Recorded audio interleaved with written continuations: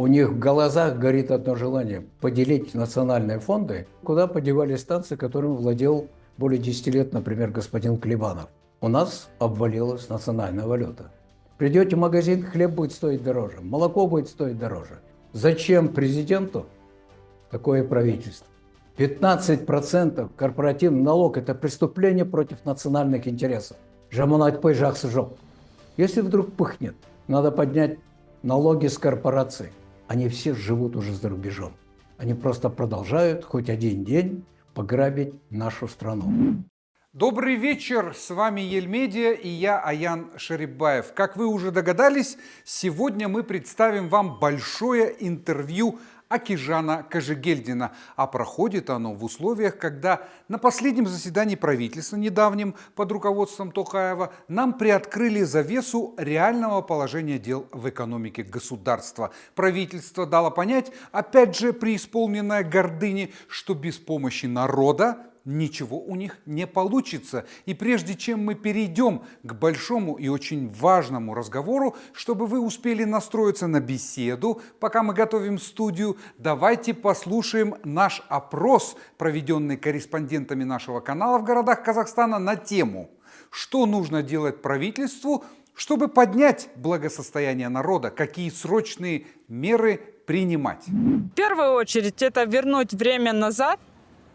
Второе, пересмотреть свой бюджет нормально и не задирать такой НДС, а именно его можно взять с других сфер жизненных, а не на людях. В основном социальный пакет повысить надо. Я говорю, и налоги снизить. Надо следить за ценами, наверное, чтобы люди, простой народ нормально жил. Сложно сказать, это же очень системные изменения. Наверное, реформы нужны во многих отраслях. Нужно все пересматривать, нужно везде изучать. Нужны профессионалы каждый в своей сфере. Это очень сложный вопрос. Не нужно воровать, если тратят огромные деньги на то, чтобы оформление города. Вот видели вы на Новый год, что такое шикарное было оформление, а потратили какие огромные деньги? Прекратить всякие имиджевые бесполезные траты. Во-первых, нужно избавиться от коррупции. Самое главное. Во-вторых, нужно улучшить условия жизни, поднять зарплаты как минимум. Пенсионеры у нас страдают очень много. В первую очередь убрать коррупцию. Это вот самое худшее, что может быть. Коррупцияны жою керек ма? Мен өзім хореографияда оқимын. И хореографияда кішкенекірек аздау болмайды. Стипендиямыз 41 мың теңге енді қазіргі кезде. Бірақ нормально. Жетеді. Стипендия, бірақ иногда кішкене дефицит. Бізде алатын заттарымыз көп. У людей уже предел кипения, уже возмущения, уже у людей уже такой порог. Правительству, президенту пора задуматься над этим. Надо менять спорный подход к своему народу, к распределению народных средств. Миллиарды все эти пишут, что возвращаются. Эти деньги надо пускать на благосостояние, на улучшение благосостояния своего народа. Ну, у всех людей кредиты, а здесь процент очень большие. А это нельзя, что ли, снижать чуть, чтобы доступно было всем, и молодежи в основном, и детские, это, как сказать, пособия, это чуть побольше было бы. Сол зарплат көтерсе, сол қарапайым жұмысшылар, қарапайым жұмысшылар. Жоғарғыларды айтпаймын. Соларды көтерсе, бәрі жақсы болады деп ойлаймын. Правительству надо хорошо работать. Все, что было у нас хорошо. Правильно? Первый порядок, тәртіп мықты болу керек. Адамдардың өзі де құлшылық қызмет істеу керек. Екіншіден, жоғары жақты басшыларға бәріне сенім арту керек. Біздің басшылар осындай жұмыс істеуіне сенімді жүрсе, ол да жұмыста бәрі болады. Өзінен бастау керек бәрі. Вот эти налоги очень дорогие. Коммуналка, свет, вот это все. Зачем пенсионерам? Хлеб даже элементарный, картошка. Очень дорогой. Ну, простым жителям. А кто-то повыше, кто должен занимать, наверное, у них другие привилегии. Жемқорлар болмасын, жемқорлар сол. Бүкіл байлықты біздің жеп атқан жемқорлар ғой. Ну, зарплату повышать надо, я думаю. Потом работу у молодежи, что было. Говорят, что НДС увеличивают до 20%, следовательно, будет дорожать все. У нас обычно же, что ни происходит, все это ведет к какому-то подорожанию. Нужно искать людей, которые что-то поднимают в экономике. Енді өзі үкіметтер өзі шешім атқаннан кейін біз енді халық қарсы келе алмайтын сияқтымыз енді. Ол бәрібір де ол көтерем десе үкімет көтереді. Халықтың жағдайы жақсы болса екен дейміз, халықты ойласа екен дейміз үкімет. Бірақ үкімет бізді тыңдап жатыр ма? Бәрі қымбатшылық өте қиын, пенсионерлерге вообще қиын. Зарплату поднять, либо ипотеку снизить. Вот. Тогда я думаю, что у меня была бы квартира, и я за жилье не оплачивала бы кому-то. Хочется, конечно же, так, но не получается. Больше нужно правительству думать о народе, я так думаю. Короче, чтобы школам давали больше... На школы давали больше денег. Халықпенен араласу керек, халықтардың бәрімен пікір салып, жиналып сөйлесу керек.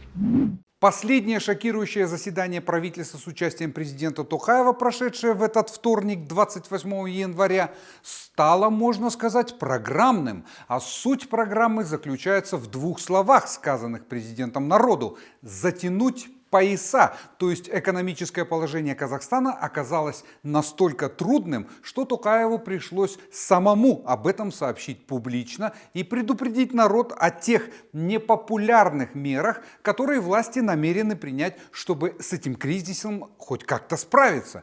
Вчера эксперты на нашем канале высказали свои мнения, какие риски связаны с этим решением. Вы посмотрите обязательно. Понятно, что народу все эти меры не понравятся, потому что власти хотят решать проблемы за счет нашего кармана. Но факт остается фактом. Нам придется платить за разгульную и грабительскую политику прежнего режима, за повальную коррупцию и в результате крах финансово-экономической системы государства. Теперь вопрос, как нам выбираться из этой ямы кризиса. И сегодня мы обратились с этой темой к премьер-министру Казахстана 94-97 года Акижану Макжановичу Кажегельдину, который внимательно следит за ситуацией в стране и часто делится своим мнением на нашем канале. Поэтому после состоявшегося не очень оптимистического заседания правительства, которое вызвало в стране волну сомнений и тревоги,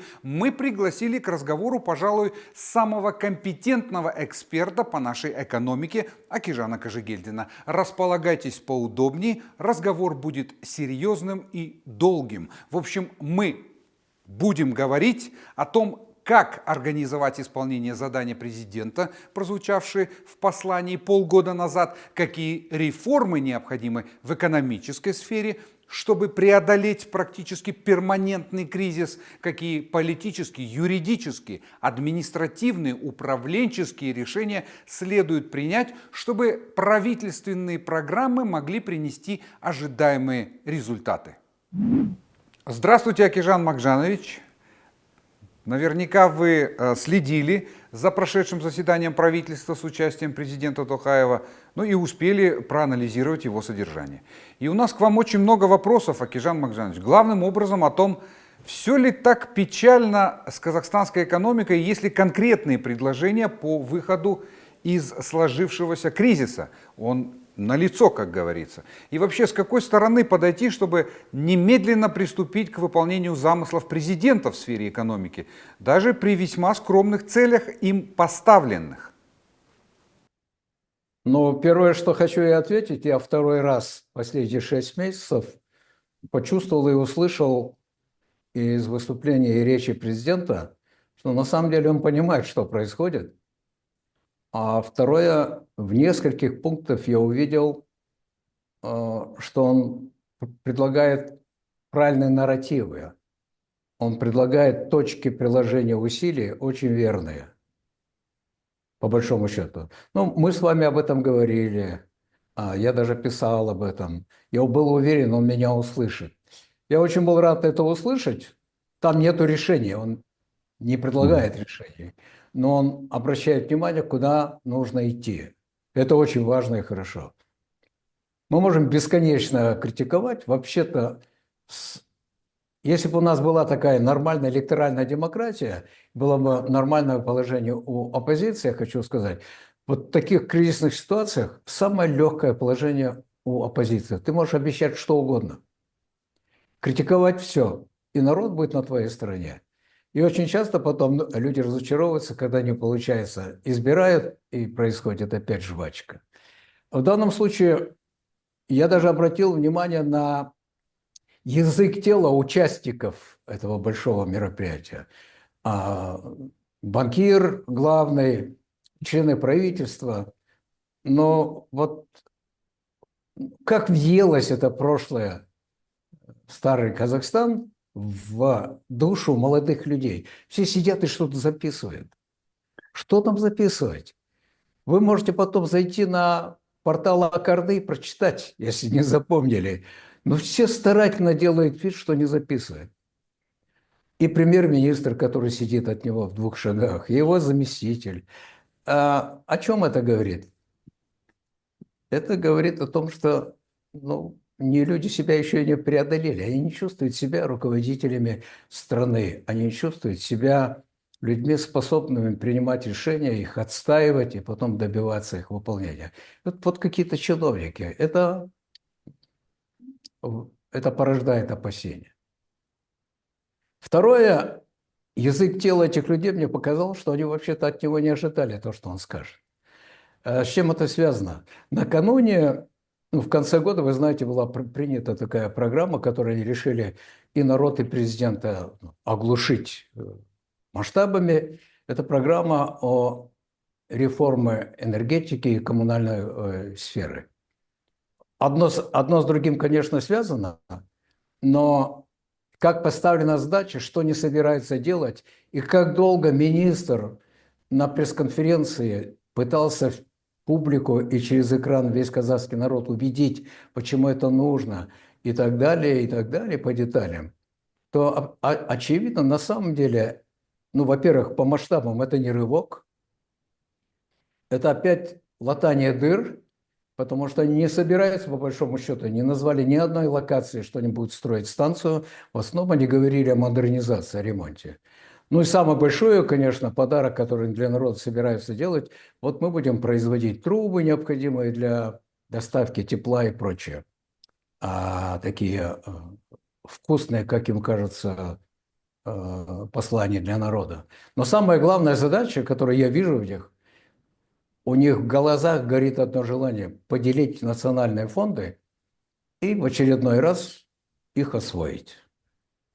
Вероятно, можно вырыть очень много котлованов, вероятно, даже можно зарыть много бетона и арматуры в подвалы и несущие нижние конструкции. Но когда в таких программах не говорят, какие технологии собираются применить, кого собираются привлечь в конструкторы хотя бы на уровне ведущих консультантов, потому что такие сложные сооружения, такие сложные объекты в годы независимости Казахстана, в том числе из-за коррупции, никогда не строились, не возводились, у нас нет совершенного опыта. Мы все еще работаем со старьем. Теперь объем 7,3 тысячи мегаватт. Приходится просто невольно вспомнить, что то, что держится в энергетике с советского времени, в том числе энергетические станции, работающие на угле, это комплекс ГРЭС, Экибастузской ГРЭС. Проектная мощность 4000 мегаватт никогда не был достигнут. Никогда. Когда мы оказались независимым государством, к нашему несчастью, на одном из больших блоков еще и крыша обвалилась. Худо ли бедло выползли из ситуации, как-то это работает, если не совершить рывок энергетический.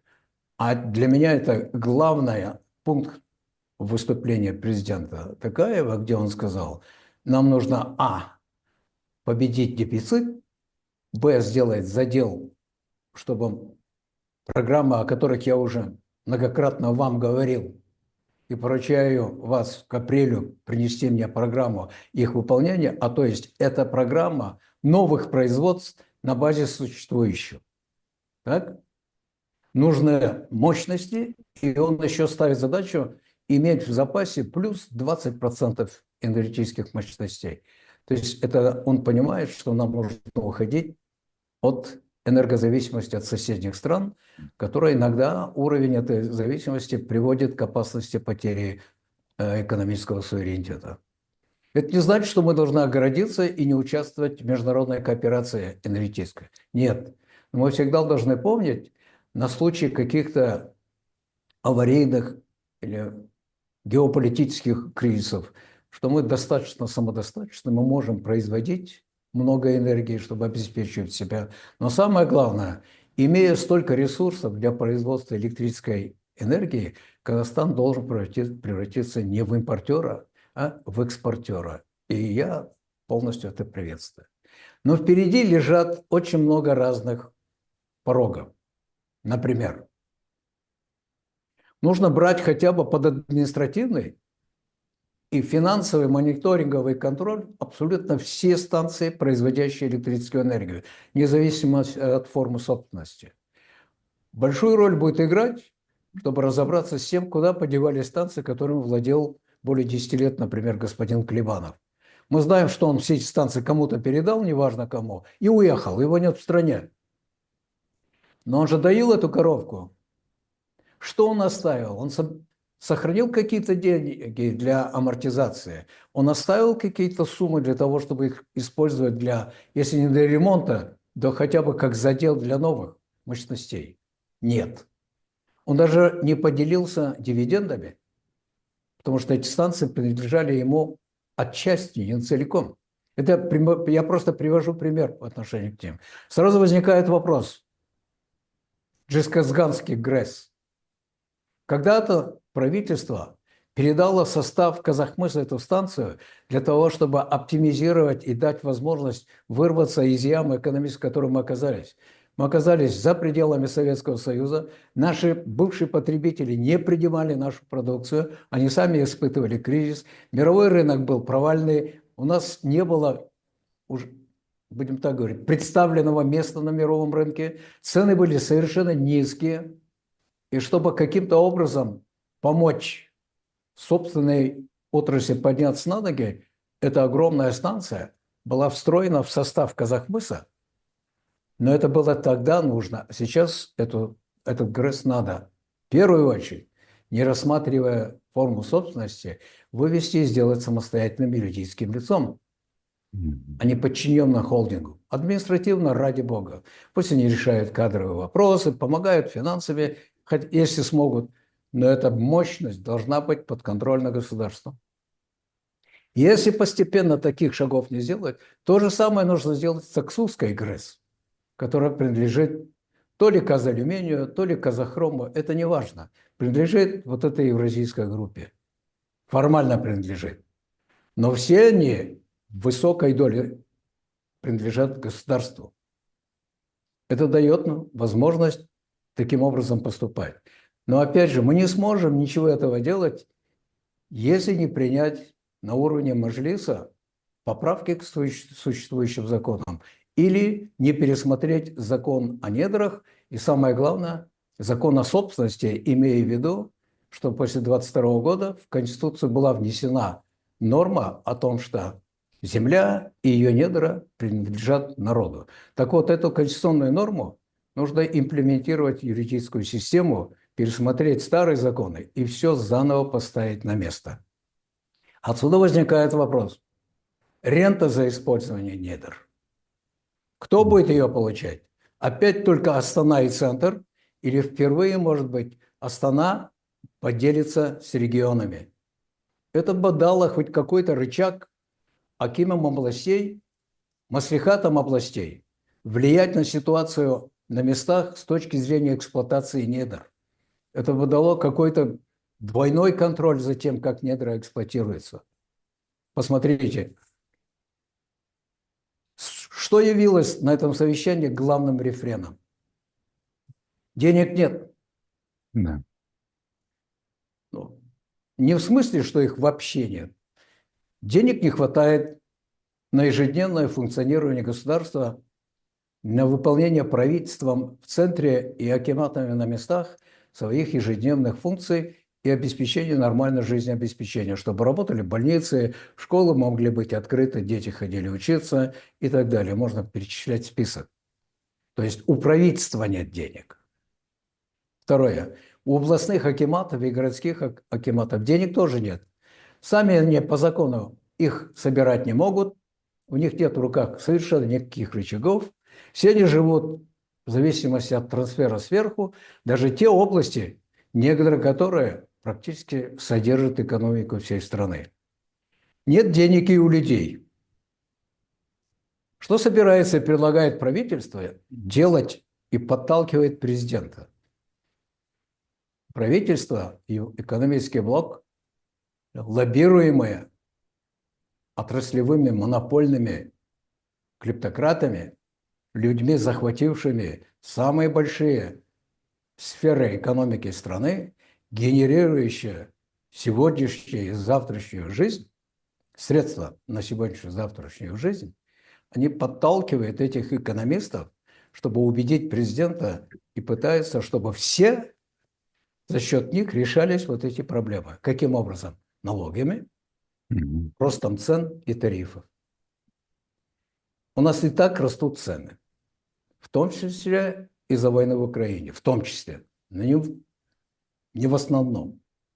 Мы импортируем высокие цены вместе с продукцией или составляющей материалами, которые нужны для производства нашей продукции.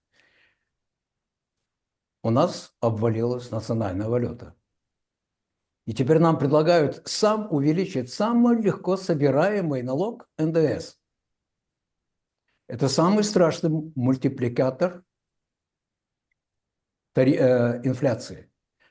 Вы представляете, вместо того, чтобы остановить это, вместо того, чтобы решить вопрос с другими средствами, закрыть дыру в бюджете, нам предлагают привычную старую школу. Давайте поднимем налоги.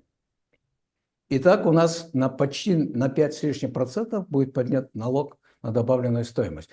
Утром вы платили одну цену за билет в автобусе, троллейбусе, завтра вы будете платить другую.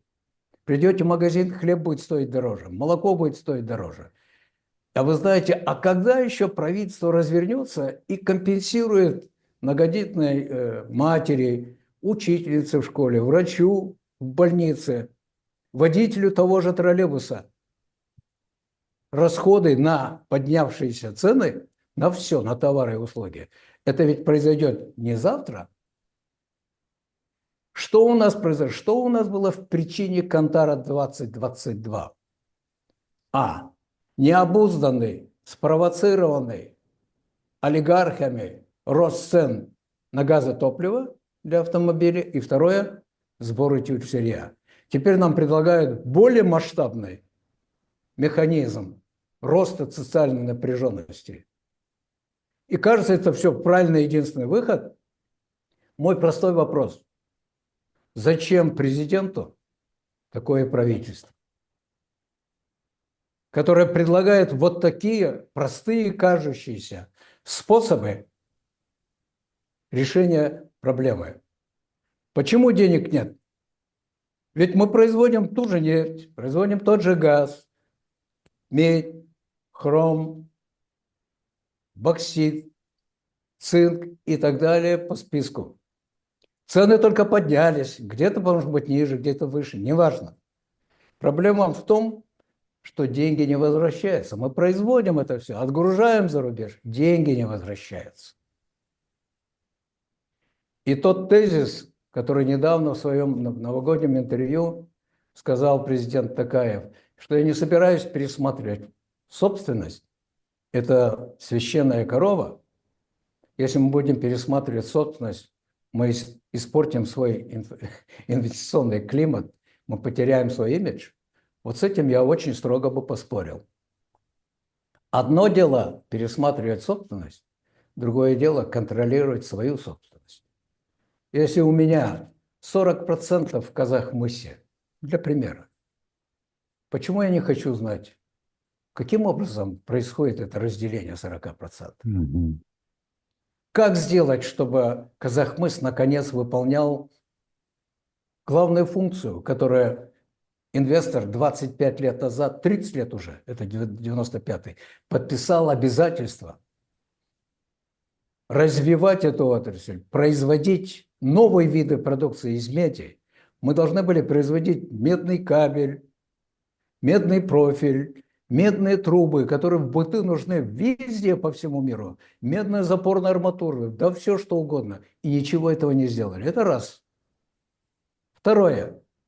Как складываются внутренние цены на товары, которые они создают от нашего имени, продают за рубежом? Посчитайте, пожалуйста, сколько медного концентрата отгружается на Жезказганские и Балхашские медиплавильные комбинаты, а сколько просто вагонами отгружается и отправляется за рубеж. Просто. Под эгидой, что это толлинговые операции, что медь потом возвращается в страну или отгружается дальше и продается, и учитывается, и все это поступает в экономику Казахстана. Даю слово, этого вы не найдете. И что мы теперь делаем?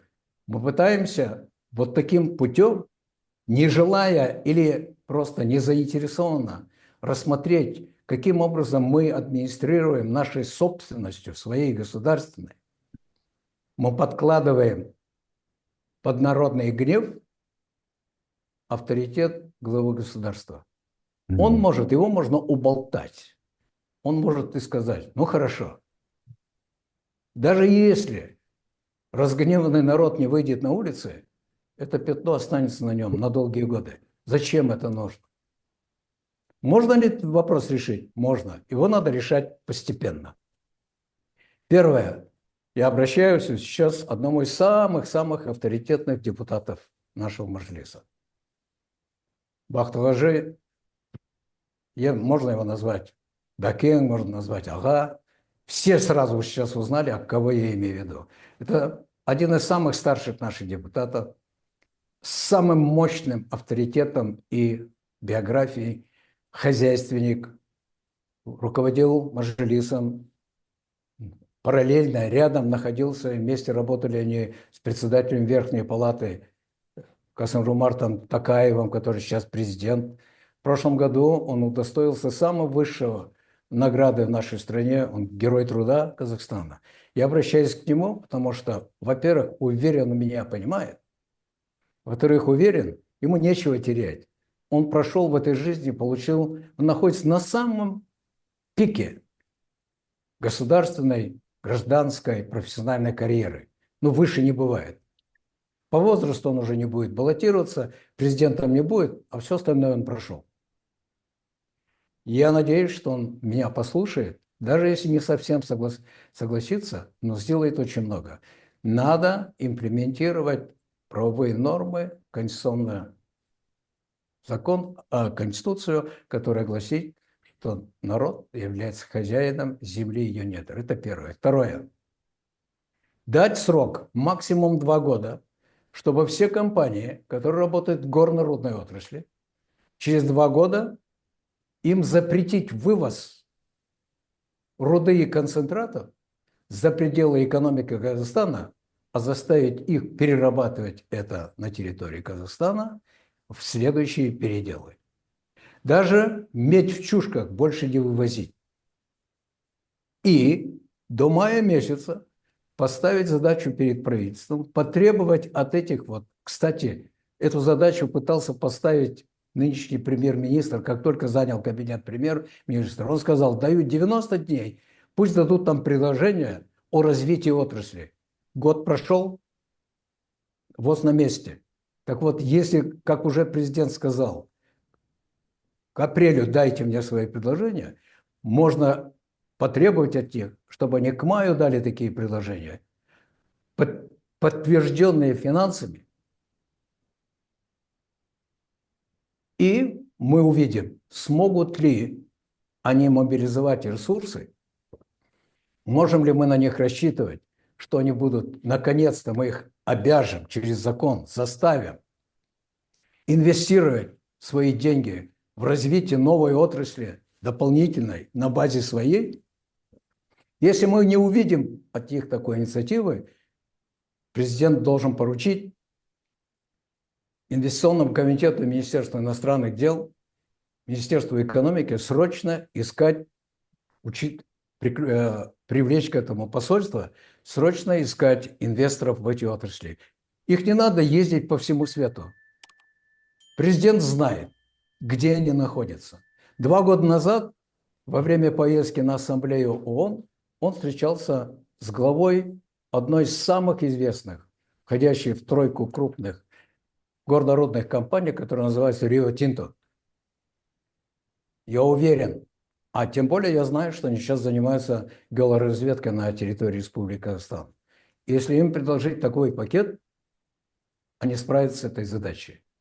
И тогда мы будем не просто вывозить свой медный концентрат, мы будем не просто вывозить медь в чушках, мы начнем производить профили из этой меди, кабель из этой меди, любого калибра, толстый кабель, тонкий, почти как волокно. Попутно мы будем использовать золото, платину и другие сопутствующие материалы. Они сейчас очень важны с ростом новых технологий. Они просто исключительно важны. И это будут новые рабочие места, это будут новые специалисты. И мы не будем ломать голову над тем, что делать с 2 миллионами молодых казахстанцев, которые к 2030 году выйдут на рынок труда. Мы откроем новые учебные заведения, будем учить наших казахстанских молодежь новым профессиям, которые у нас не было. Не потому, что мы этого не могли. До 1991 года мы все ссылались на Москву. С 1991 года мы сами по себе.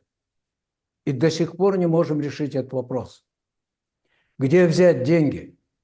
Пусть Ибрагимов поставит на рынок и продаст свой курорт на юге Сардинии. Это не профильный бизнес для Казахмыса и ERG. Пусть проверит налоговая инспекция, вернул ли люксембургский офис нашего вот этого, это конгломерация Казахалюминий, Казаххром, деньги, которые они заняли у своих дочерних предприятий в начале 2022 года. Они огромную сумму у них якобы заняли и вывели за рубеж. Зачем, если они заняли, выводить их за рубеж? Если они их заняли, наверное, они должны были потратить на развитие собственной отрасли. Нет, они немедленно вывели за рубеж.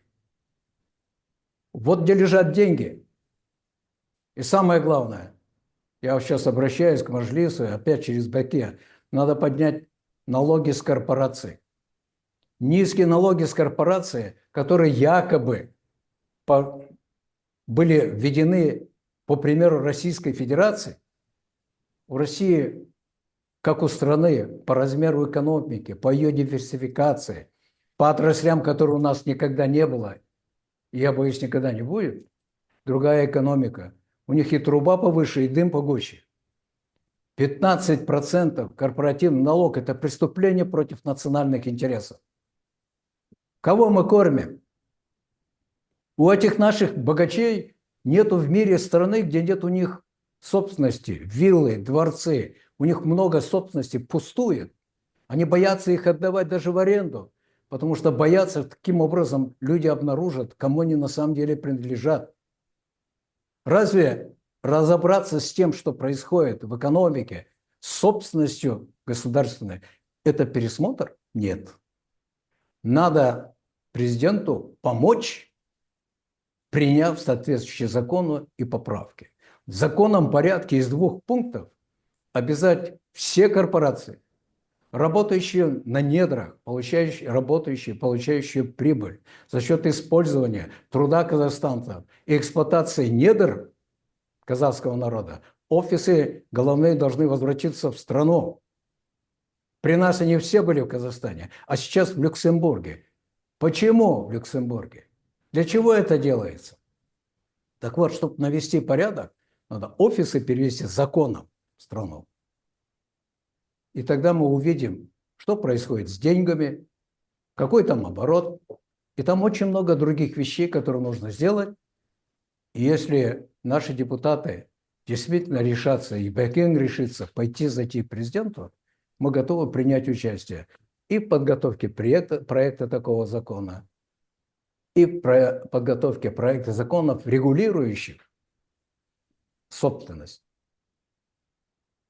Это очень важно. И мы готовы предложить план действий по выступлению президента Токаева вчера и задачи, которые он поставил.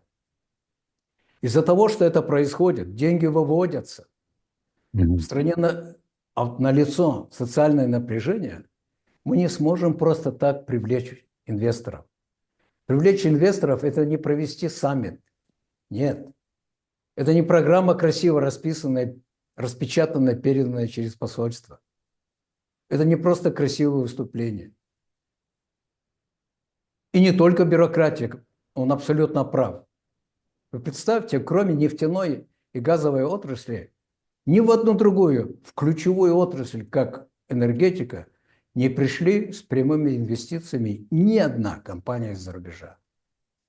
Это нонсенс. Да, и грядущая даже катастрофа. Даже реплика о том, что Касымжан Кемелович говорит, мы не будем пересматривать собственность. Почему бы нам, зачем мы просто так сидим на своих фондах? Они должны работать для народа. Использовать фонды можно по-разному. Можно их использовать как гарантию и получить займы. Вообще такие сложные инфраструктурные проекты, как огромный мост или огромная станция, протяженные железные дороги современные, новые предприятия, просто так на свои деньги строить не совсем разумно. Есть другое слово, я просто не хочу никого обижать. Надо занимать такие деньги. А вот деньги фондов могут послужить гарантией, что если вдруг проект сорвется, то Казахстан возвратит свои займы. А просто так взять и потратить с кошелька мы все гораздо. Вы соберите эти деньги вначале и берегите эти деньги. Есть способы.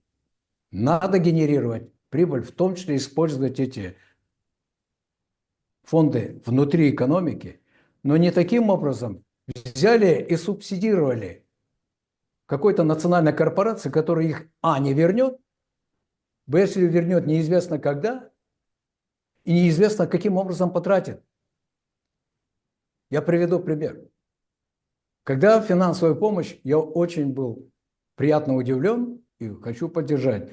Президент вернулся к теме, что 2017 года по 2021 в финансовой системе конкретным банкам страна оказала огромную финансовую помощь. Он обратился к председателю Национального банка и правительству и сказал, деньги начали возвращаться, но не все. Возьмите под контроль.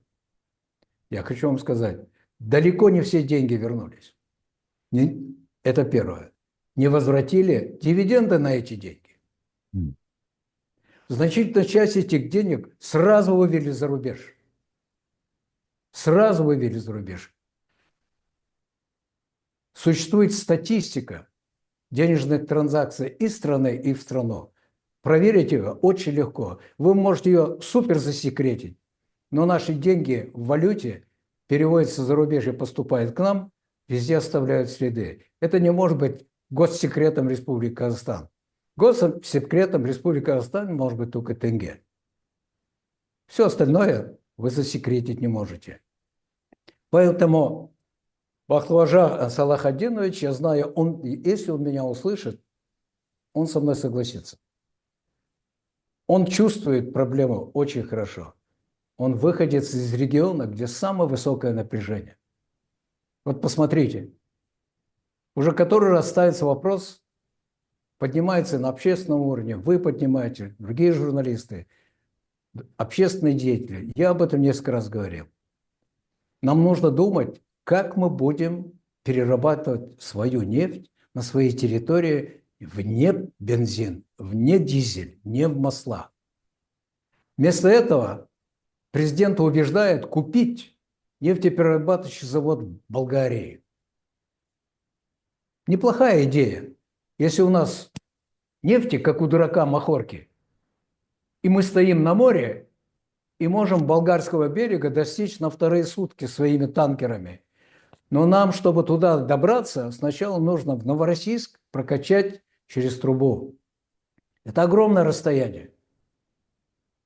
Наша нефть будет стоить намного дешевле, чем любая другая нефть, которая может поступить на балкарские НПЗ. А мы нет, бьемся. В чем там смысл? Смысл только один.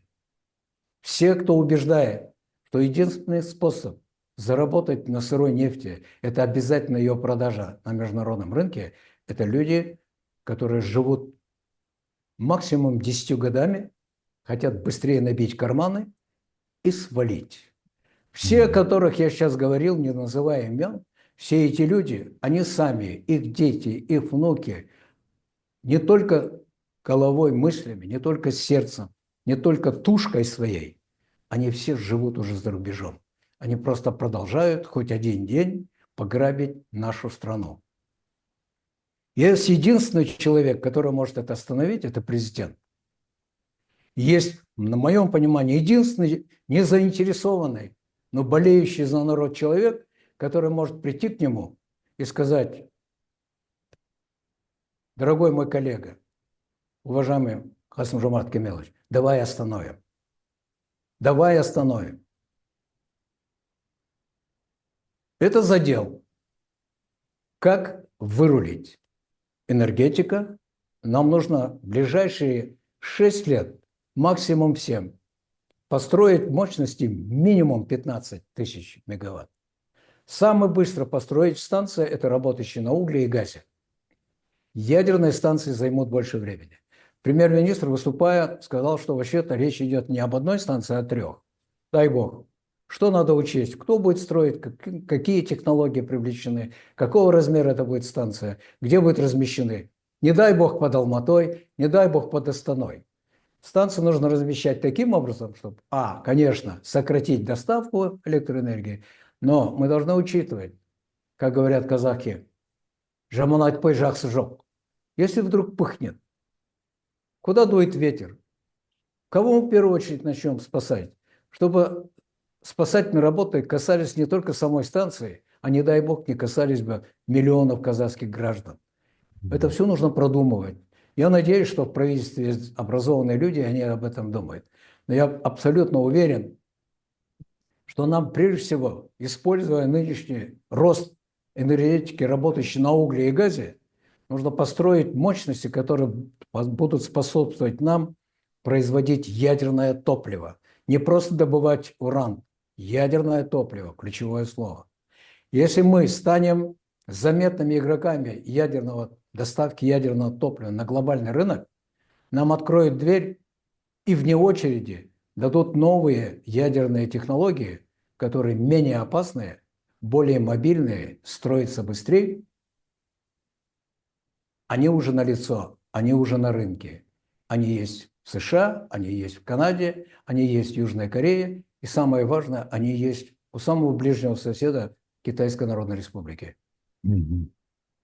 Вот в общих чертах, что можно было бы сказать в качестве дополнения. Надо вернуться, взять под контроль все ресурсы, которые у страны есть, вернуться и посмотреть, что происходит с продажей нашей нефти. Нашу нефть продолжают продавать частные люди из прежней группы олигархов. Наш газ сопутствующий продают те же самые люди. Верно. И если продолжать делать вид, что ничего не происходит, то мы должны готовиться к тому, что каждый год будем ставить задачу правительству, а правительство будет приходить и предлагать только один источник – фонды. Да. Надо взять под контроль. Мне, когда был Тимур Сулейменов назначен главой Национального банка, я это воспринял с большим энтузиазмом. Мне как приходилось с ним обмениваться видением экономики, что происходит. Но то, что он потом сказал за последнее время, меня очень сильно беспокоит. Первое, он допустил, что какую-то часть золотовалютных резервов банка можно разместить таким образом, чтобы они приносили прибыль, и передать это в руки частных групп лиц. Мне сложно себе представить, чтобы резервный банк, Федеральный резерв США или даже вот соседняя Российской Федерации банк средства размещают за рубежом конвертируемые валюты все правительства. Один из самых больших таких владельцев федеральных бондов Федерального банка США является Китайская Народная Республика. Это другой инструмент. Но когда предлагают нашу валюту вывести за рубеж и разместить на счетах небольших частных банков, я точно знаю, что люди, которые предлагают такие варианты, они имеют частный интерес. Этого допускать нельзя. И возвратить то, что разместили до 2022 года, необходимо немедленно. Необходимо немедленно все долги по финансовым помощи возвратить. Их сразу вывели. Вы понимаете, оказав финансовую помощь якобы всей финансовой системе, на самом деле на эти деньги дали возможность Тимуру Кулебаеву скупить Казкоммерцбанк. Они просто с рынка убрали конкурирующие банки за счет народа. И я думаю, что если господин Субхабердин, Фельд, они все думают, что они сделали хороший бизнес, продали, не дали им работать, продали банк за хорошие деньги, ушли, сделали бизнес, они глубоко ошибаются.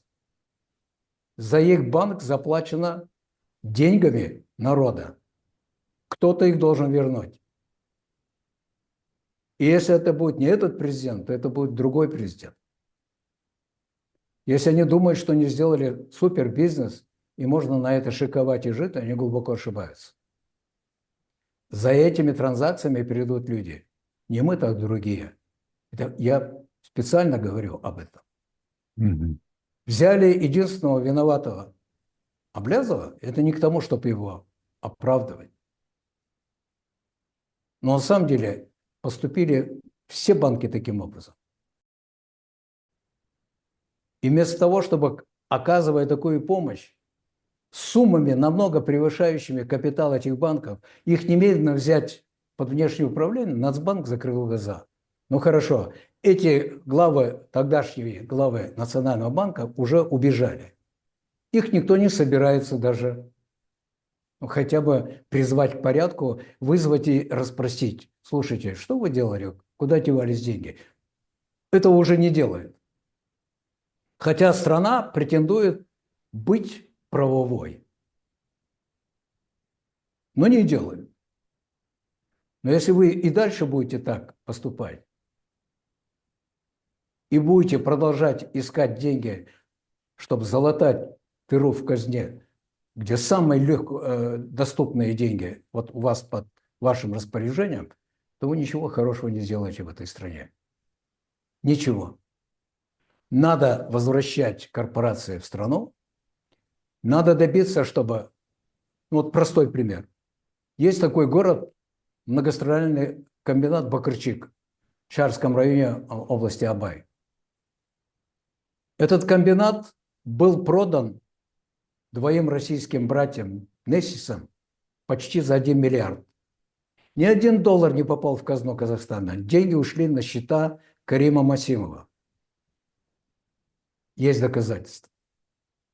Так вот, эти братья, концентрат рудный, обогащенный материал, добываемый на этом Бакырчикском комбинате, везут за 5000 километров на Дальний Восток, и там, используя автоклав китайского производства, добывают золото. Получают золото и продают его на мировом рынке. Эксперты считают, что годовая прибыль этого $500 миллионов. Мой вопрос. Вот если им поставить такую задачу, что в 2027 году они не смогут вывозить концентрат, то я уверен, эти люди демонтируют автоклав в Хабаровске или в Комсомольск-на-Амуре, это неважно, привезут его в Бакырчик, и тогда мы будем получить, это будет наше золото. Пусть они продают его от своего имени, но это будет наше золото, это будет наша часть валового внутреннего продукта. Мы получим налог с предприятия, мы получим налог за недра, мы получим часть налога на добавленную стоимость, и мы получим часть нашей выручки в валюте, не в рублях, не в тенге. вывозят в тенге, а выручка в валюте.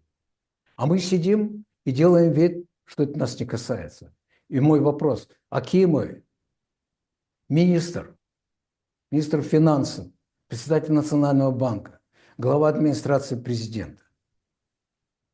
У вас глаза где? Куда вы смотрите? Я уже давно махнул рукой на прокуратуру, потому что Берия Косылов, мне кажется, он такой по характеру человек, мне кажется, его в классе, в школе все били, даже девчонки. Ну вот, извините, вот он смотрит он понимает, что происходит у Кулебаева с его богатством, но когда он смотрит на его фотографии, он за ним видит Нурстана Абишевича. Он перепуганный еще в момент назначения на должность генерального прокурора. Только когда ему скажут такая фаз, он это сделает, потому что у него будет оправдание. Мне сказали, взять, скрутить журналиста, общественного активиста, затолкать его в автозак, осудить его на 9 лет за провокацию социального напряжения. Это легко. Справиться с Тимуром он не может. У него губы дрожат, когда он смотрит ему в глаза. А мы считаем, что он защитник нашего закона. Вот сколько проблем. Я еще раз обращаюсь к Бахтухаже, хочу сказать, дорогой наш старший коллега, ага, ну пойди поговори, сделайте что-нибудь. Есть маленький секрет, как решить проблему дефицита бюджета вот сейчас. Делиться в эфире не буду. Если он захочет узнать как, он знает, как меня найти, пусть позвонит. Я ему об этом расскажу. Пожалуйста, вопросы, я готов ответить.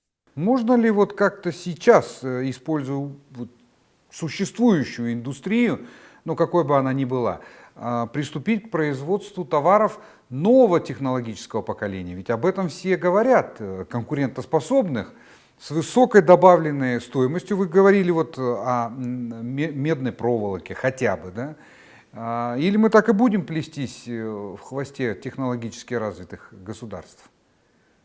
Ответ на поверхности. Вы это знаете, я это понимаю, народ уже это понимает, депутаты много раз слышали, и президент сказал, я требую, чтобы правительство предоставило мне план не позднее апреля-мая, как мы к этому приступим. Без помощи Маджлиса не получится. Нужно менять законы. Нужно помочь президенту принятием закона, не подзаконного акта правительства. Правительство с части исполнения даже законов, оно, я бы так сказал, импотентно. Нужно дать закон, а потом мы, пользуясь этим законом, депутаты, приняв свой закон, будут нажимать на все ветви власти. Нужно законом имплементировать конституционную норму о недрах. Надо принять дополнение в закон о недрах такую, чтобы была польза. Все должны платить за недра отдельную сумму.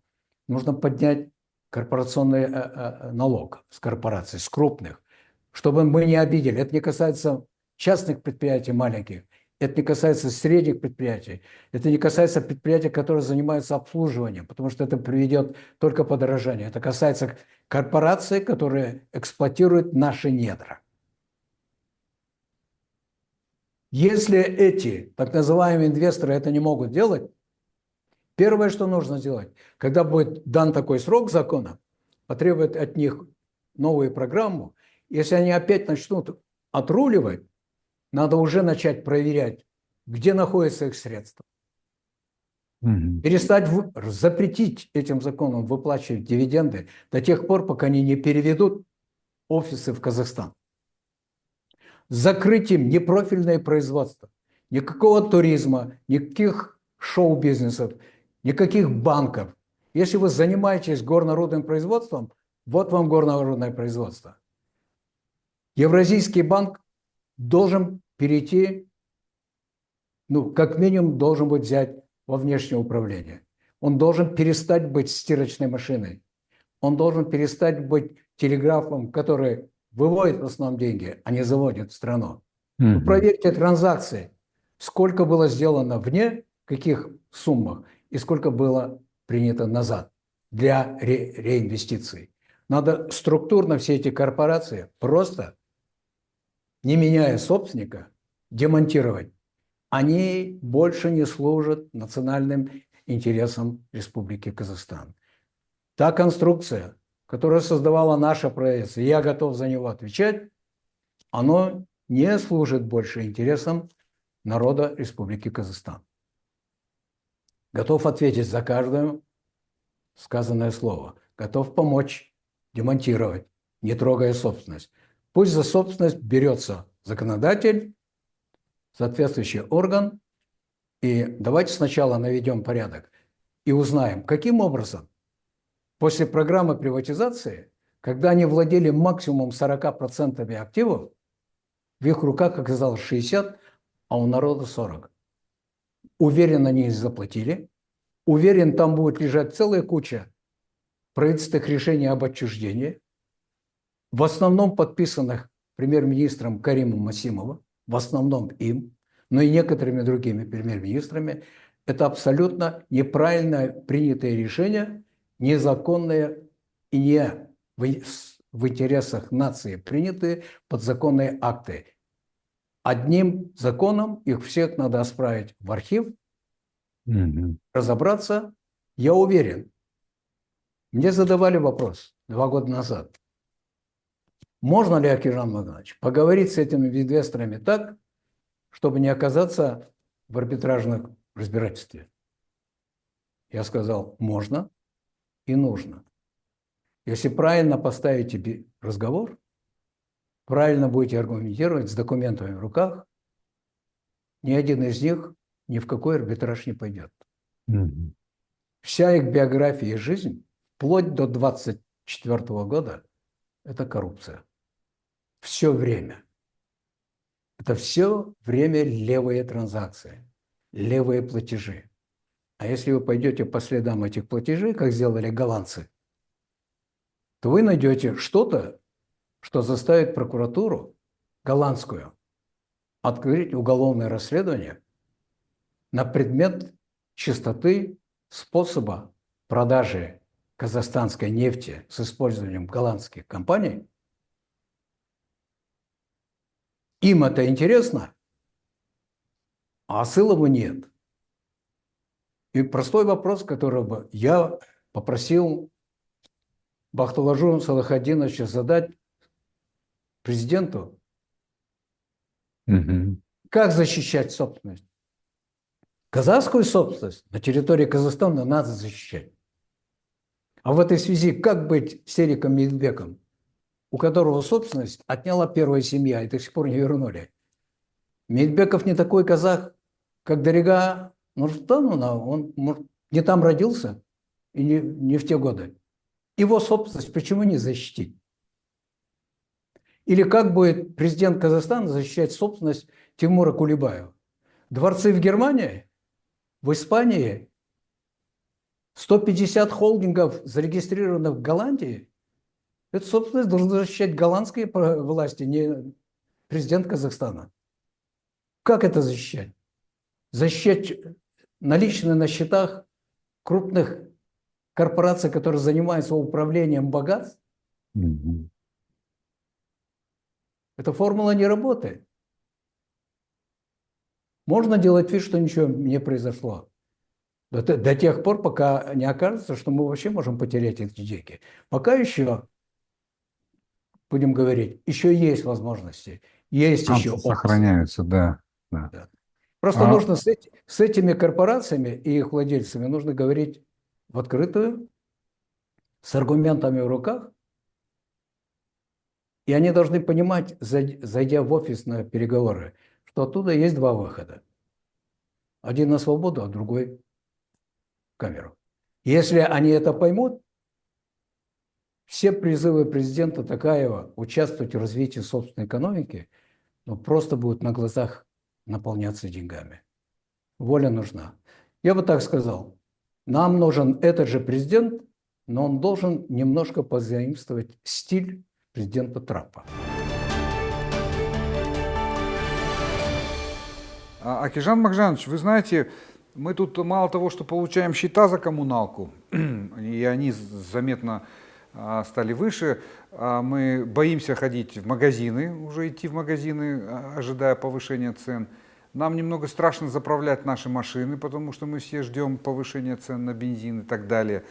А что будет осенью, да, там, или по окончании квартала, мы тоже планировать даже не можем, потому что цифры получаются страшными.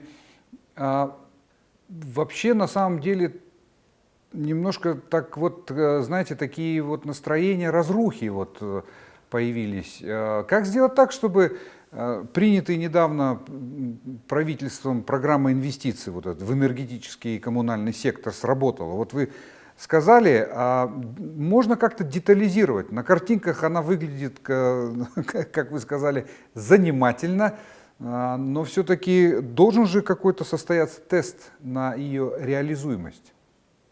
Значит, я бы предложил президенту провести такое еще одно экстренное совещание, не приглашать абсолютно весь кабинет, ключевые ведомства, премьер-министра и его зама, занимающихся экономическим блоком, и Национальный банк, и, в принципе, свою постановку своей задачи разделить на несколько узлов. Я продолжаю настаивать на том, что поиск и внедрение инвестиций в ключевые отрасли, которые потянут за собой другие, а это энергетика и транспорт, он об этом много говорил, очень правильно говорит. Вот он потратил огромные усилия и, в принципе, добился соглашения. У нас некая форма интеграции в энергетическом секторе, в сетях энергетических. Нам нужно не упустить время и собрать в кучу транспортную инфраструктуру региона Центральной Азии. Смотрите, что происходит. Кыргызстан и Узбекистан начинают осваивать деньги, выделенные правительством Китая на программу «Шелкового пути». Они просто на все плюнули и сами ведут. Идет стройка Китай-Кыргызстан, с Кыргызстана в Ферганскую долину, Узбекистан. И если это произойдет, а мы ничего не будем делать, мы потеряем грузопоток. Дружба-Актугай, Актугай-Алмата, Тарас-Шымкент. Мы потеряем грузопоток. Чтобы его не потерять, у нас есть преимущество. Там строить дорого, оно у нас есть. Мы должны на деньги этого же китайского правительства провести модернизацию этой железной дороги и построить второй путь. Роль играет, как быстро проводится товар, по какой цене. Если вы возите много товаров по одному пути и долго, вы тратите больше усилий и денег.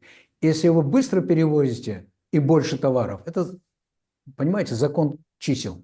У вас больше выручка. Плюс у вас есть большой рынок и туда, и обратно на Российской Федерации.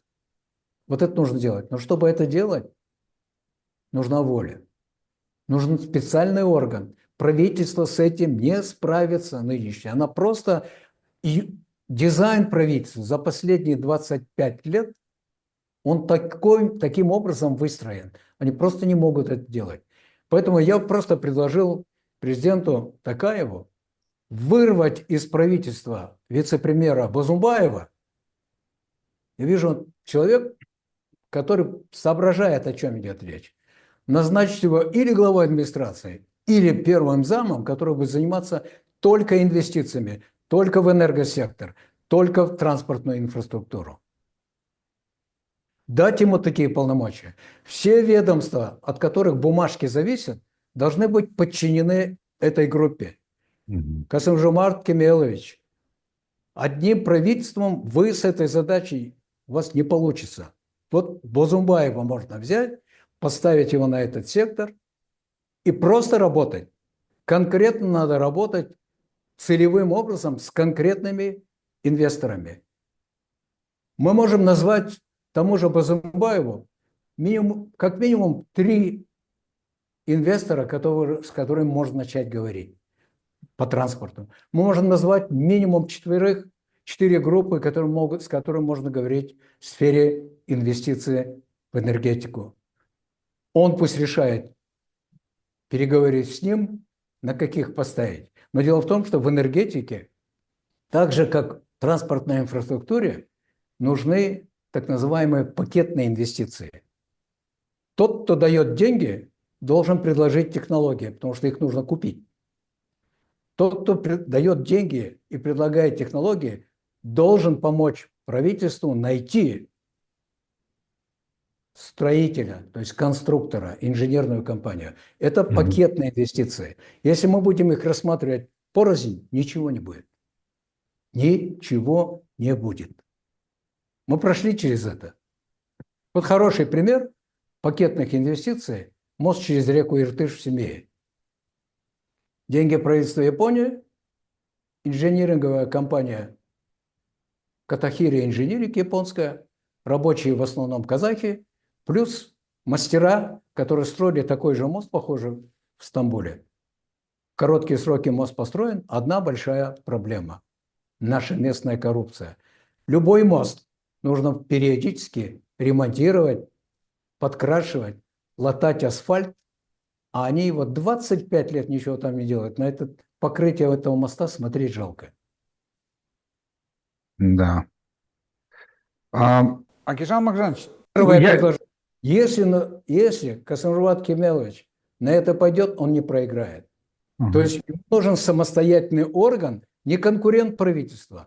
Вот в этот орган подчинения передаются в определенных функциях министерства. То есть каждый выполняет свою функцию. Быстренько проводит экспертизу, кто-то отводит землю, кто-то делает техническую экспертизу, согласование. Аким области решает вопрос передачи, быстренько решает, где поставить эту электростанцию, почему поставить там. Сразу нужно решить вопрос, насколько ликвидна это будет электроэнергия через столько-то лет. То есть, когда вы ставите электрическую станцию энергетическую, вы уже должны начать строить завод, который будет делать этот медный кабель. Практически, как только запущена будет станция, этот завод должен получить электрическую силу, чтобы чушки, которые плавят жезказганские, балхарские медиаплавительные комбинаты, поступили к ним на склад, и они уже начали готовить. Вот только так, 1, 2, 3. И только наш уголь, никаких покупных. Почему наш уголь? Мы добываем этот уголь, наши железнодорожники везут этот уголь, наши энергетики сжигают этот уголь. Мы получаем электрическую энергию, отправляем ее в собственную энергетику. Если будет запас, будем продавать Южный Урал, Западную Сибирь Российской Федерации, Западный Китай, Северный Узбекистан и куда угодно. Рынок электроэнергии нескончаемый. Акижан Махжанович, я хотел бы вот к страхам немножко вернуться. Они вдруг снова актуализировались, я говорю о ценах, естественно, и прочее.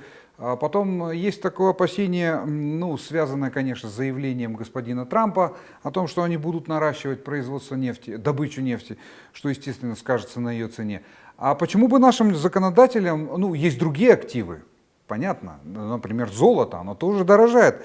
Не обязать, вот вы как-то уже упомянули этот момент, но может быть как-то немножко его детализировать. А почему бы нашим законодателям не обязать производить золото в Казахстане? Вот там вы представили совершенно четкую схему, которая 100% сработает в случае реализации. А правительство и акимату той же области Абай не контролирует, да, что у них там вообще под носом происходит с нашими недрами, в частности в Чарском и Жарминском районе. Я хочу у вас уточнить, почему мы на самом деле ведем себя в своей собственной стране как чужаки. Вот это вот меня немножко задевает. Наверное, в этом в том числе виноват образ действия в последнее время, рекрутирование правительственные органы и на областном уровне руководителей. Дело в том, что так часто меняют этих людей, что те люди, кого назначают там на соответствующую должность, мне кажется, они думают, да хотя бы год продержаться или 2. И они себя ведут соответствующим образом. Да. Вы абсолютно правильно этот вопрос ставится. Вот первый путь – это принятие закона, и через закон очень важен.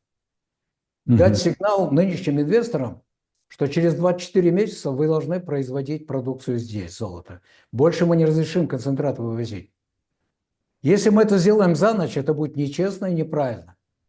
Так не делают. Они инвесторы, они работают, там работают наши рабочие. Но если вы им скажете, через 2 года они это будут делать. В Чарском, Жарминском районах в области Абай вывозят полиметаллический концентрат, в основном несущий золото, но просто варварским способом.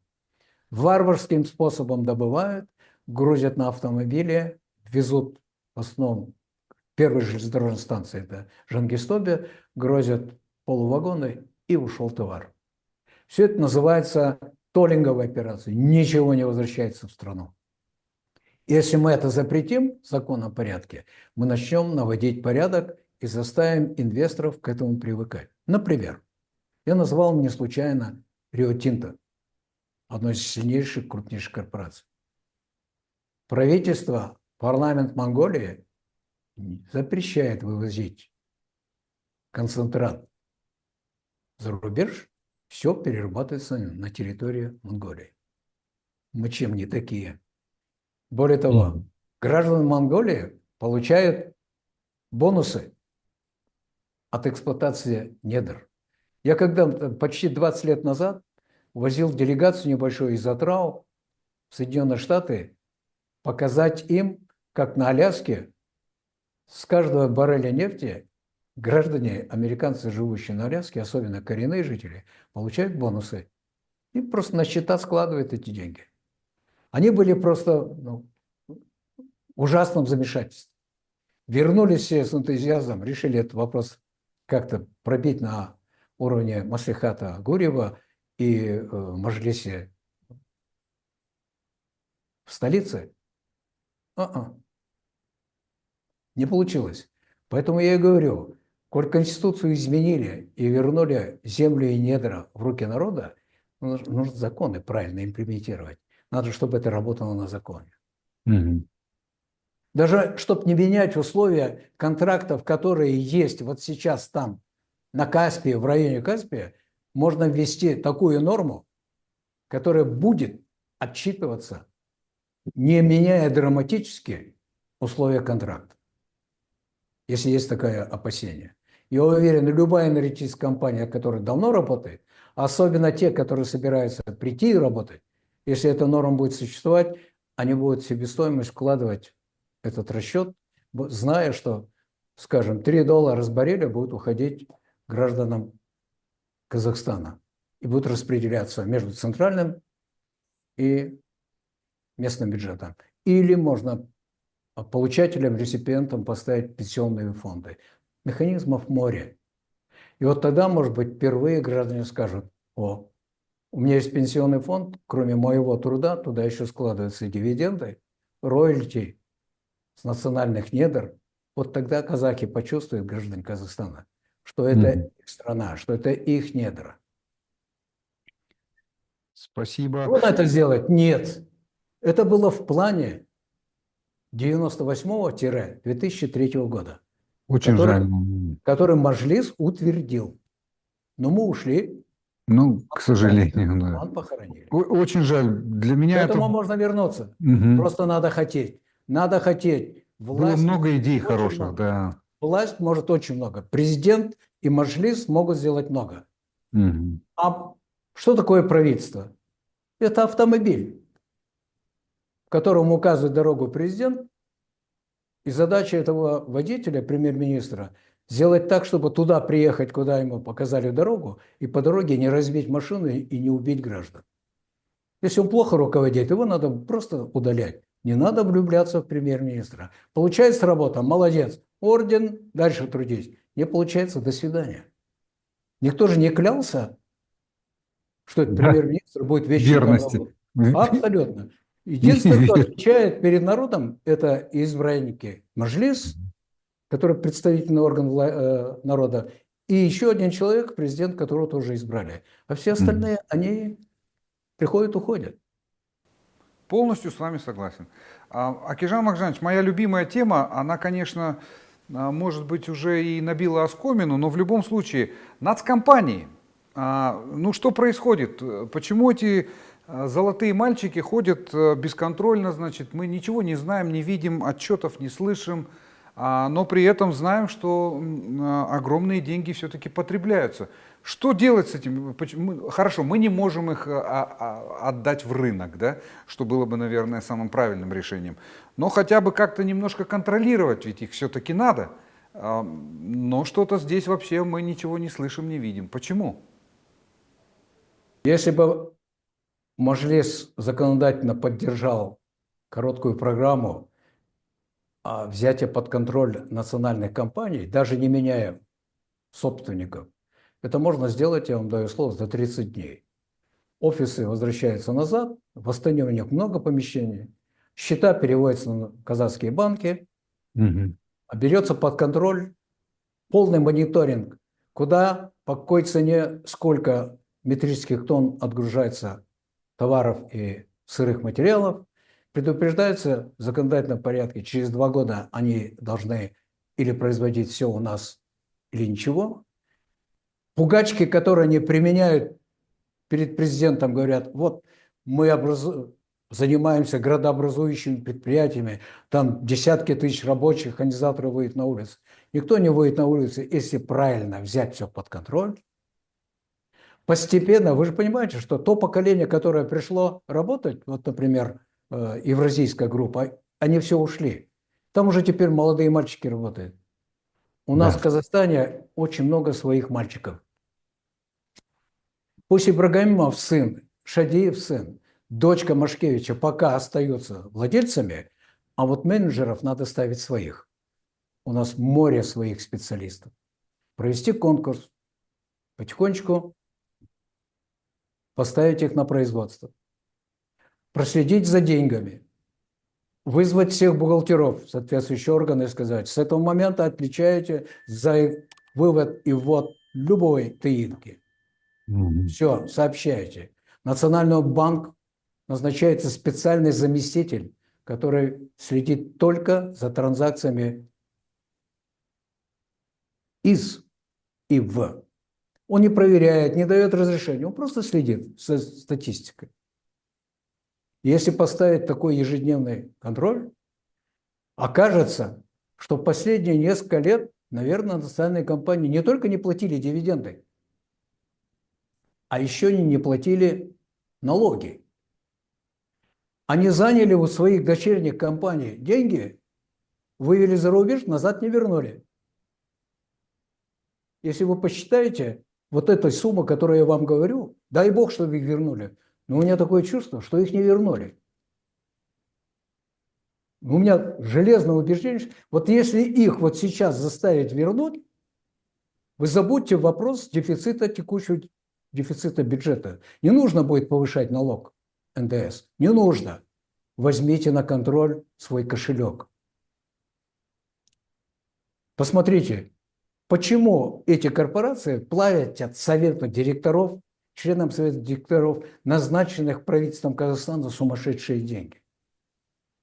У молодого человека Костаева в сейфе под номером 4099 в известном месте Великобритании обнаружили почти золото в слитках почти на 197 миллионов фунтов стерлингов. Это больше, чем 105 или 110 миллионов долларов. Как они там оказались? Почему его мама руководит какими-то учебными, научными учреждениями в Сардинии? Почему не в Казахстане? А чтобы получить паспорт, показать, что она там что-то делает полезное. Вот что происходит с нашими деньгами. А в чем заслуга этого молодого человека? У него есть только одна заслуга, такая же, как у Шарибаева.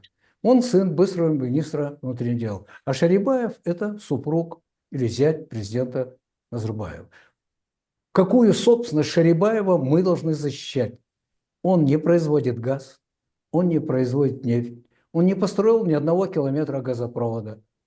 Он просто сел в должность и начал доить национальную корову Казтрансгаз.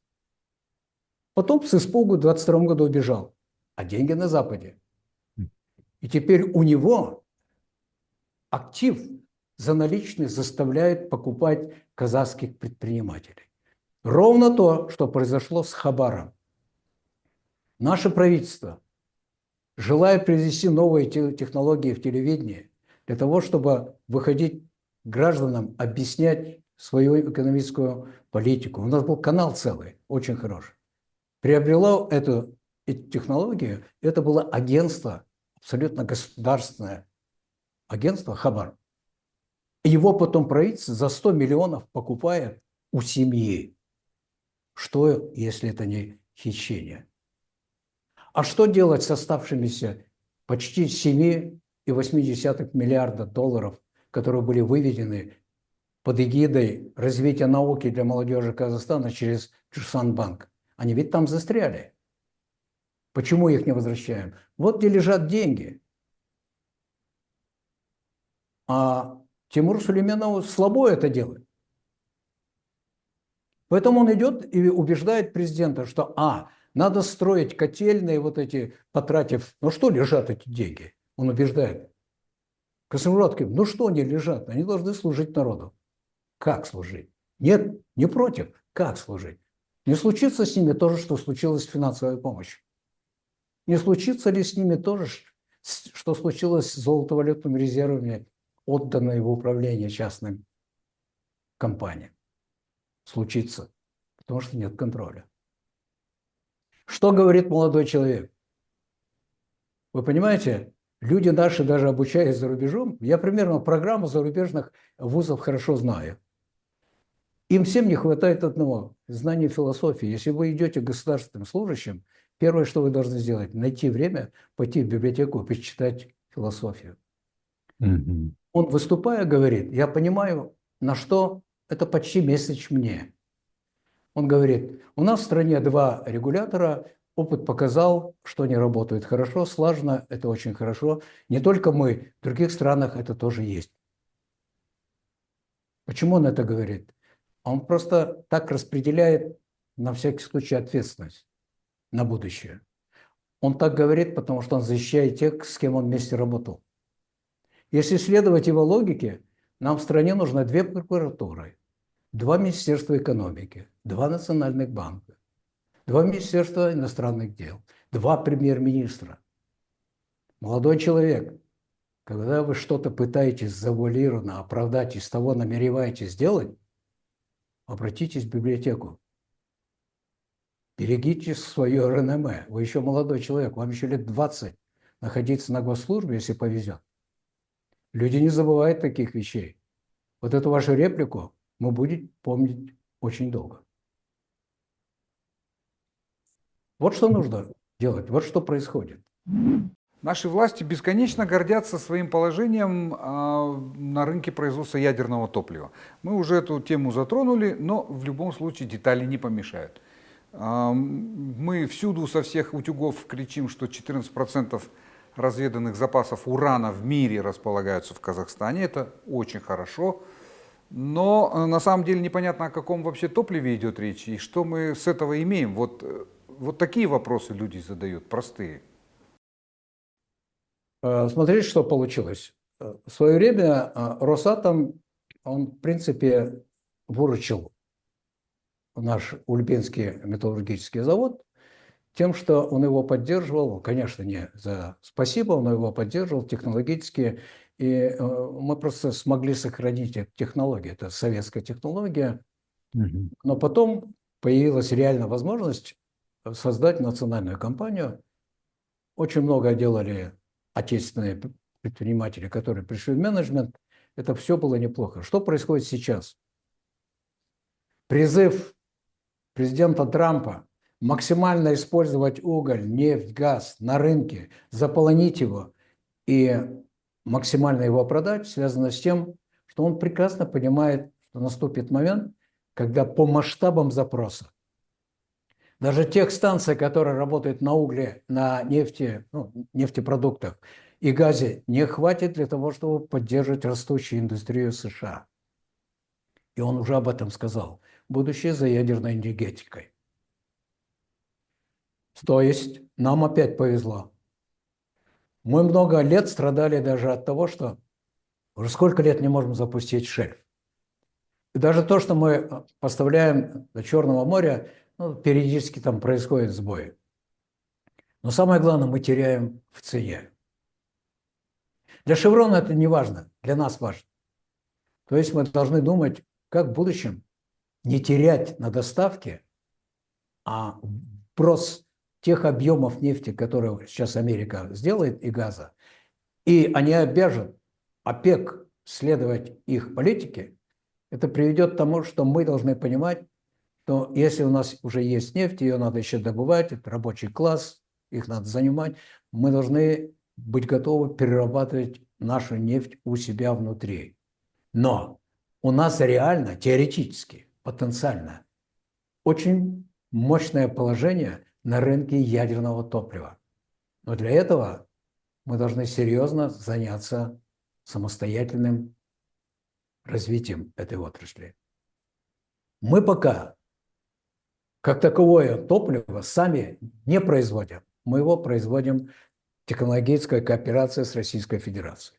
В связи с тем, что против российской экономики применены санкционные меры, и в том числе западные конкуренты больше не дадут возможности Роснефти занимать положение, которое они занимали до сих пор, мы должны понимать, что мы уже теряем на ограничениях против регуляции против Роснефти, мы потеряли на рынке, как я видел где-то 2 месяца назад, собственную национальную статистику до 20%.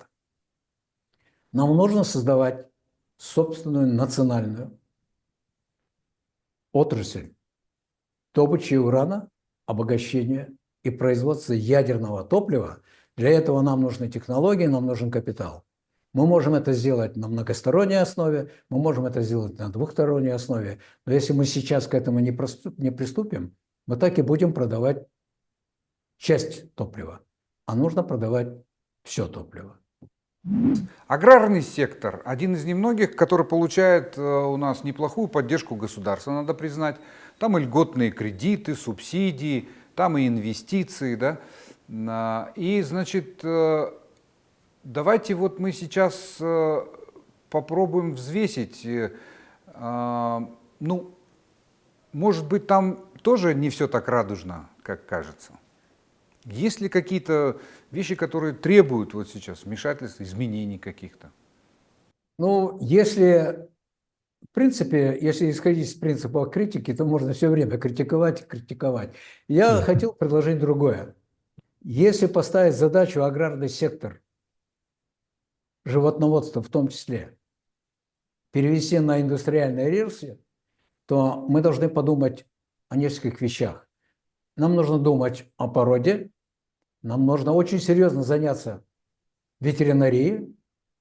Наши стандарты ветеринарии должны отвечать международным стандартам. Тогда мы можем в живом весе или путем забоя занять свое место на рынке мяса овец и коз. Как это сделала Монголия? Она сделала это довольно просто. И я в некоторой части принимал в этом участие. Монгольскому правительству поставили вопрос. Самое главное – это контроль за ростом, за здоровьем скота, за забоем санитарным и чистым скота.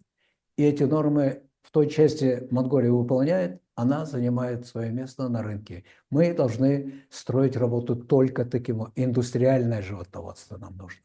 Я знаю казахских парней, не буду сейчас называть, потому что неизвестно, как это им аукнется, которые занимаются именно этим.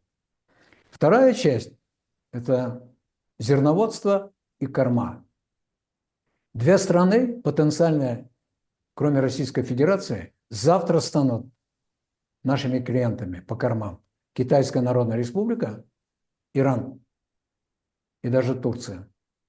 Все эти страны страдают нехваткой кормов.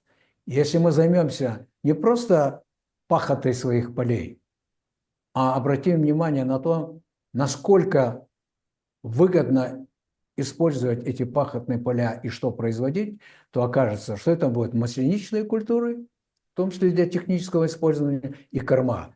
Если мы сможем корма выращивать и соблюдать международные стандарты, мы можем продавать корма вот в эти страны.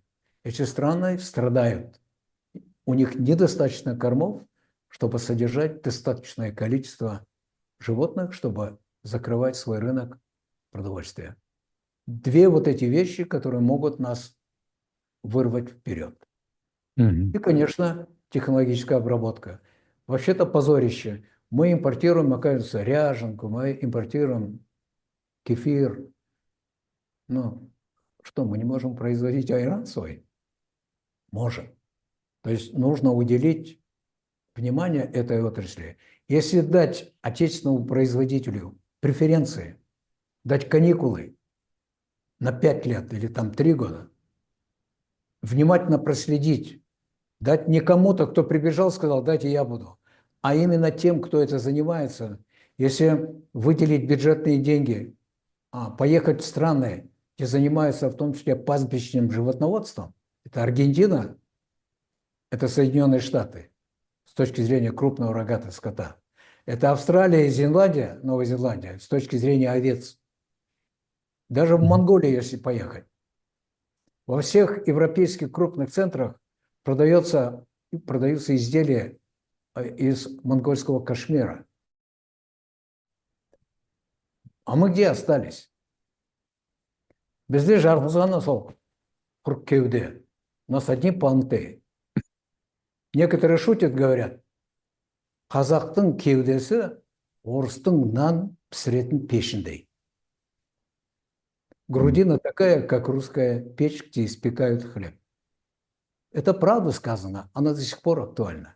Вот если вот так, то может получиться очень серьезный рывок. Повторяю, я знаю в Казахстане людей, которые этим занимаются, казахские парни, и у них получается. Международный экономический форум опубликовал рейтинг обороноспособности стран, и там риски они взвесили тоже, значит, и, значит, для Казахстана они определили основным риском это военные конфликты. И вы знаете, мы тут все в замешательстве, вроде мы окружены, кроме России, может быть, ну с кем еще? Мы вот немного недоумеваем. А как вы думаете, что имели в виду вот составители вот этого рейтинга? Ну, составители рейтинга – это примерно ваши коллеги, которые изо дня в день читают информацию, читают блоги, смотрят текущую статистику, пытаются измерить температуру внутри страны и вокруг, ну, естественно, теоретически выводят формулу. Если вдруг одна большая страна смогла напасть на другую меньшую страну, почему она не может напасть на другую меньшую страну?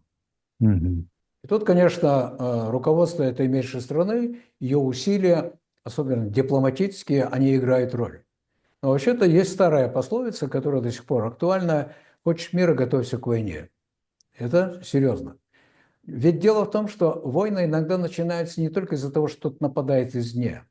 Например, Сирийская война 2011 года, она родилась из-за несогласия 30 лет правящего режима, там 40 лет, насилия над населением, которое перелилось в гражданскую войну. А то, что туда в защиту этого режима вступили другие государства, превратило ее в большую региональную военную проблему. Это война была. Такое может произойти с любым государством. У нас постоянно есть потенциальная опасность любых военных, в том числе конфликтов. Это Иран, это Афганистан, конфликт между Афганистаном и Ираном, конфликт между Афганистаном и Пакистаном.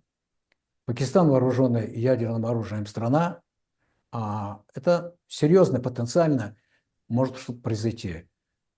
Готовы ли мы? Я считаю, что мы не очень готовы. Я объясню почему.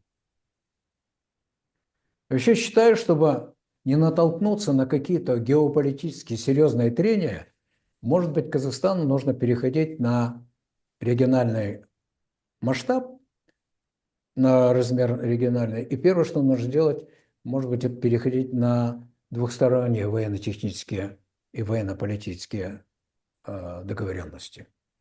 И вот это последние усилия, которые связывают два государства, Узбекистан и Казахстан, они очень симпатичные, они понятны и так далее. Но возникает вопрос. Экономический потенциал страны, способность долгое время выдерживать любой военный конфликт, в том числе ресурсами, но самое главное, средствами защиты. С этой точки зрения у нас есть провалы. Нам нужна серьезная транспортная авиация, не обязательно военная, в том числе военная. Страна должна быть готова перебрасывать любые МЧС силы, гуманитарные какие-то силы, в том числе военные силы, из одного конца страны в другой. Нам нужна такая транспортная авиация, которая не вызовет ни у кого из соседей подозрение, что мы собираемся лететь 5000 километров, и это похоже на нападение, подготовка к нападению. Нет. Существует ли такая авиация? Есть. Очень хорошая, проверенная. 2 самолета, я слышал, были приобретены у Airbus.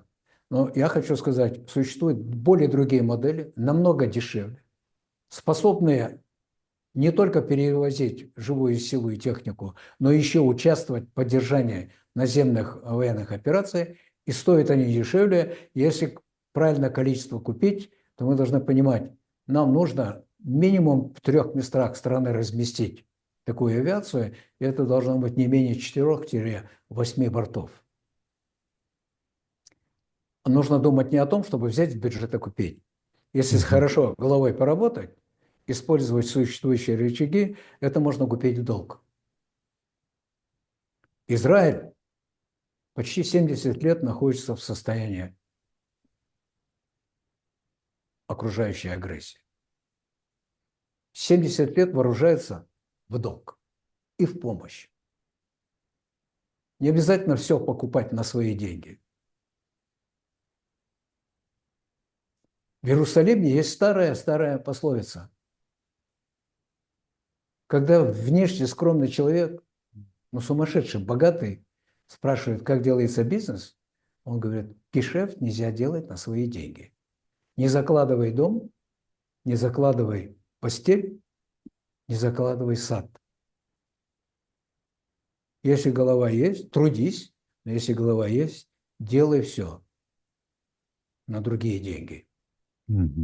Есть море способов получить такую помощь. Нам нужен как воздух транспорт, транспортная авиация. Нам нужно как воздух хорошее ПВО и ПРО. Идеально, лучше всего приобрести у ближайших соседей. Почему?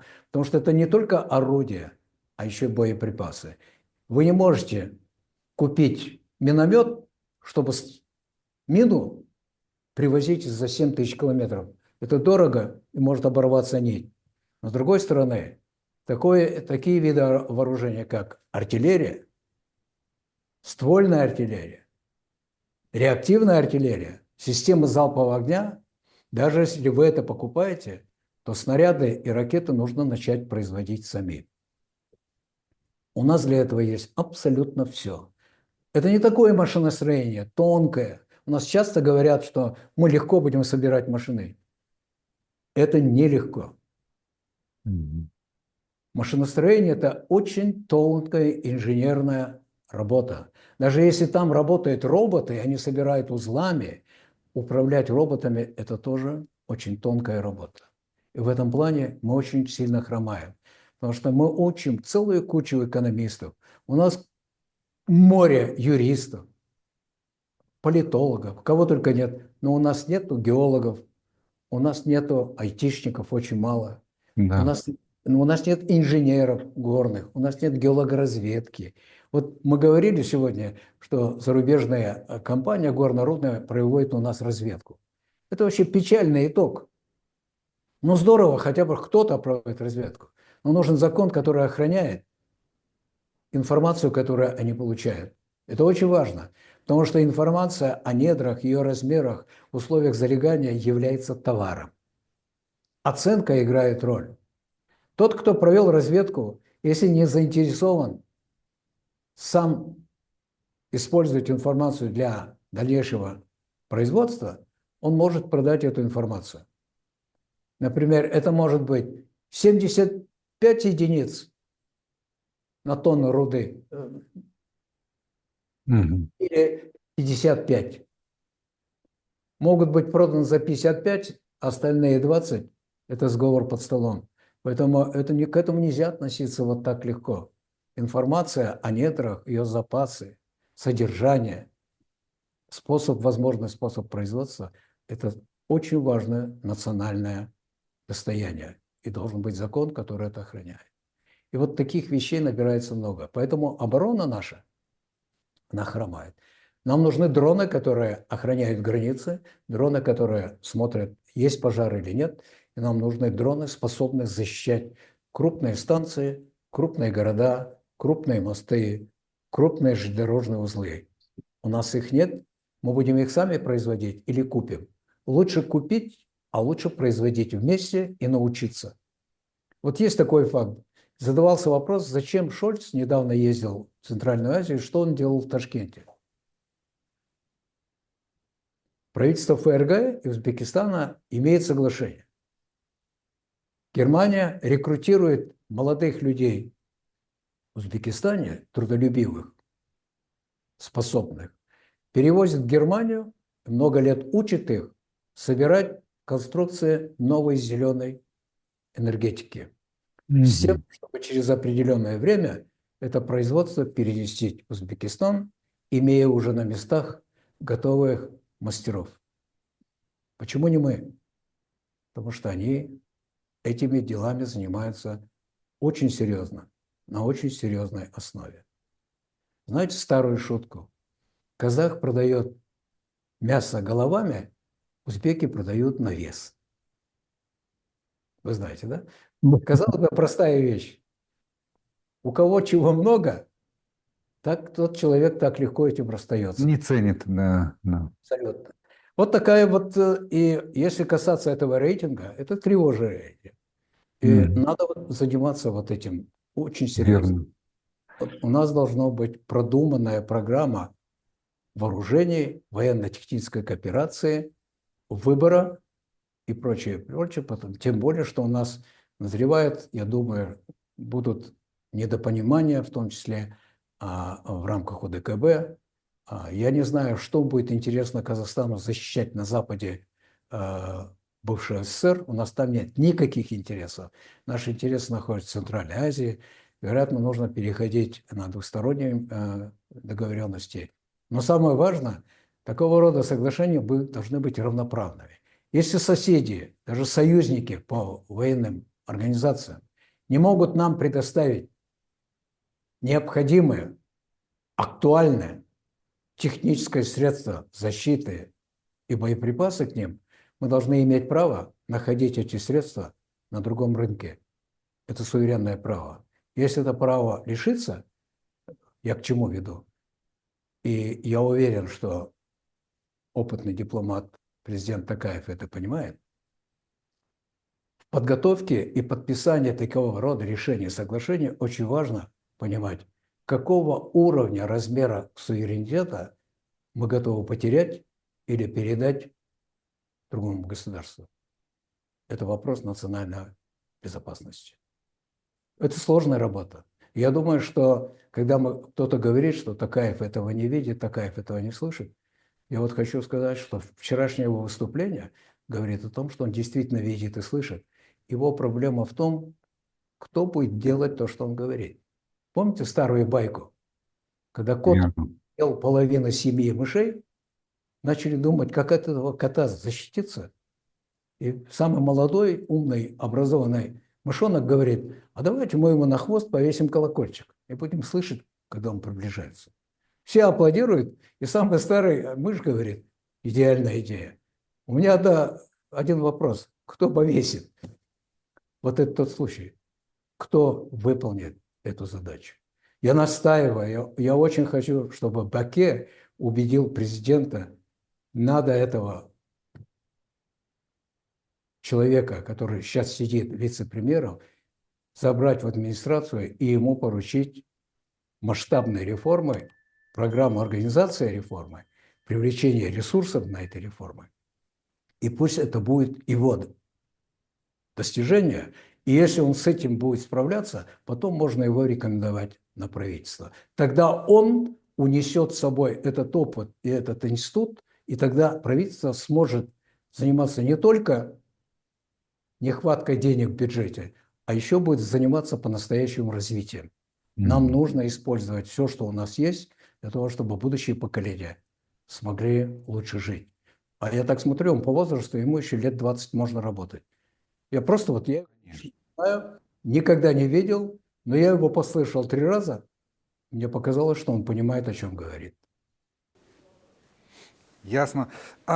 Огромное спасибо вам, Акижан Макжанович, что нашли время ответить на все наши вопросы. Все-таки беседа состоялась, я считаю, и она получилась объемной и очень информативной. Спасибо вам огромное за это. Желаем вам удачи. Вот, пусть у вас все будет хорошо. Ну и давайте еще встречаться в эфире Ельмедиа.